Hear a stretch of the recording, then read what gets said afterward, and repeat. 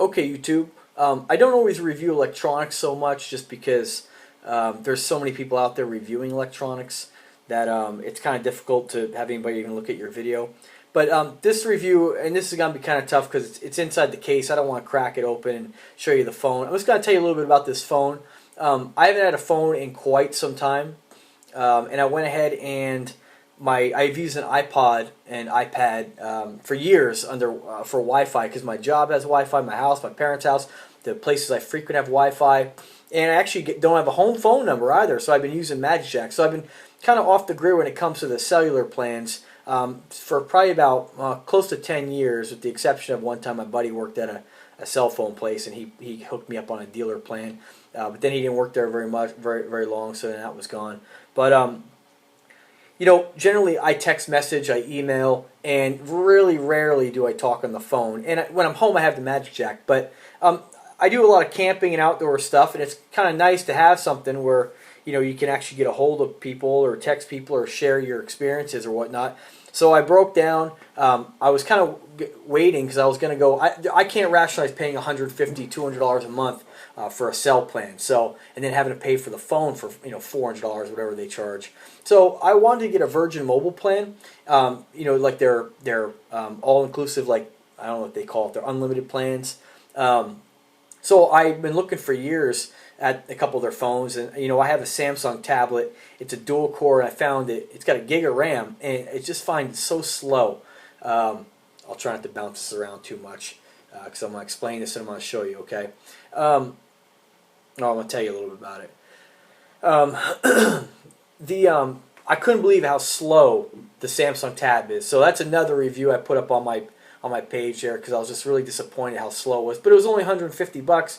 It's got GPS, which at the time I didn't have this, so I like to go crabbing, so I figured I could use that, the Mark Potts. And it took a while, but I found an app that works, and I reformatted the device, so now it's working a lot better. But I wanted, in a phone, if I was going to spend the money, a quad core. Okay. Now the iOS phones, like my iPad, my iPod, those on single core and dual core processors, I don't know what it is, but I gotta give credit where credit is due. Apple, like their products just work really well, and I'm still using an iPod 4. I mean that's quite some time ago, 4 or 5 years ago, and it still works. It slowed down a lot, but my iPad Mini, wonderful. So not to plug Apple products too much, but this impresses me.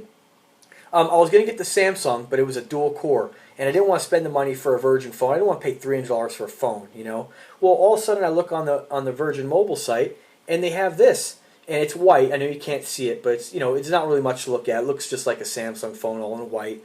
I will say when I got it, feels pretty lightweight. Definitely not as compared to like an iPhone or something like that, which feels a little bit heavy. This thing I picked up for $150, and it had all the specs I want. I'll tell you about it a little bit. $150, okay. It's got Wi-Fi naturally. It's a cell phone, so it does all that other crap. It's got an 8-megapixel rear-facing camera. I'm not sure what the resolution is on the front-facing, but it has that too.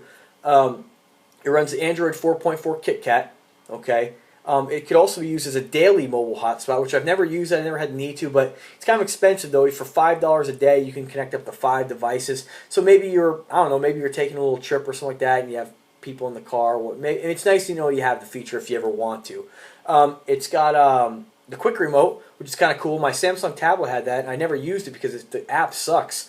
And I'm sure there's better apps, but this is fantastic. You have the infrared port, and the app that comes on this is very simple. It does really just the basics that you want it to. Really clean and easy to use interface. So I actually use that quite a bit.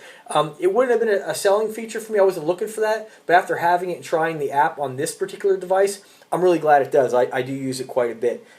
It's got other things like a knock-knock code I don't use. I just use the standard digit code. It's got Android Beam, Smart Beam, Share, Mirrorcast. I don't use that. 4.7-inch HD IPS touchscreen display, has Gorilla Glass 2 on it, part of the 3G, 4G LTE network, and what else? That's processor, 1.2 gigahertz quad-core processor, and that's what I really wanted is the quad-core processor. A gig of RAM. Wish it had 2 gigs because you do use up quite a bit of it just having the phone on, and by the time you download Facebook and all these different apps, you do use up a lot. But it doesn't have a lot of lag. It's pretty quick. I've noticed it slowed down just a little bit, I assume because I've put a lot more stuff on it. But it's got, the LED, of course, got a flashlight app. This case I got off eBay. I wanted something a little different. It's a 3-piece case. It's got like rubber, and then this thing snaps together. It's gold, and I wanted something it's kind of neat looking, I think. Speaker volume is pretty good on this thing. You know, not really too much else to really show you on it. I mean, the Android operating system is the same on any Android phone. So, other cool feature it has, also it has the micro SD slot, which I actually just got a 64 gig in the mail today. It'll take up to 64 gig, which that was a feature I wanted. Also, a lot of the apps, some of the apps you can move to the SD card because it only has 8 gigs of internal memory, and some of that's used up right when you get the phone.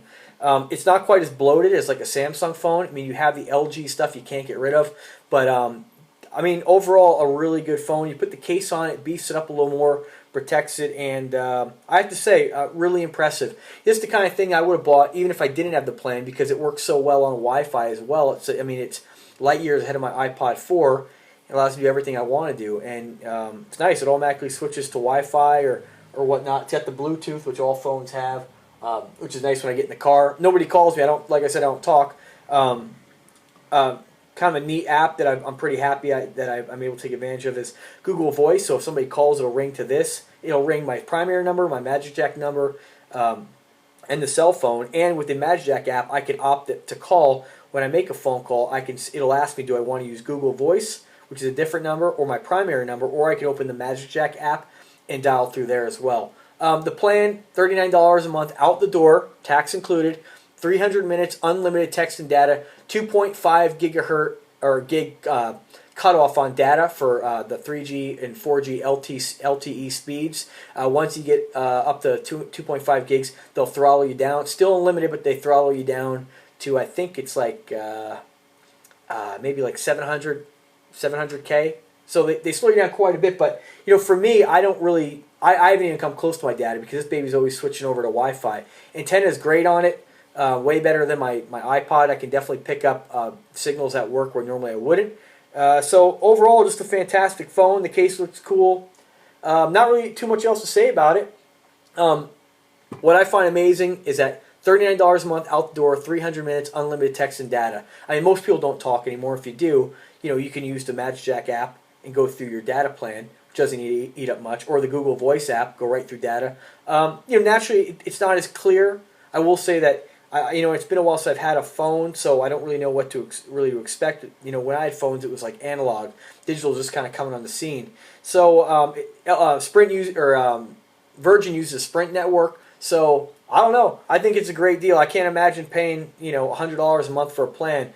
If I did find myself talking more, I can step it up to their $10 extra a month for their next plan. Is I believe it's 45. Yeah, it's 45. So it'd come to about $48, $49 out the door. That would give me 1,000 minutes. So I don't really need that right now. I haven't even come close to 100 minutes. So everything's text and data for me. So all right, folks. Well, if you have any questions, I'm sure you can just look it up online. You probably know more about these things than I do, but I just wanted to share my experience and just my review of the product. Fantastic phone. Haven't had any issues with it, knock on wood. And if you're looking for just a great plan, Virgin Mobile, I mean, seems to work everywhere. Works out on the islands. And if you live in remote areas, I'm not sure. I guess you'd have to look at where Sprint works. But, I mean, the device itself is fantastic, and I wouldn't hesitate to buy it and buy it again. LG, if I didn't mention that. LG, it's the LG Volt. And they make it on LG Volt 4G LTE. I believe it's the LS740 or something like that. So yeah, just wanted to share my experience with it. Great phone if you're kind of thinking about getting one. All right, that's about it. Thanks for watching.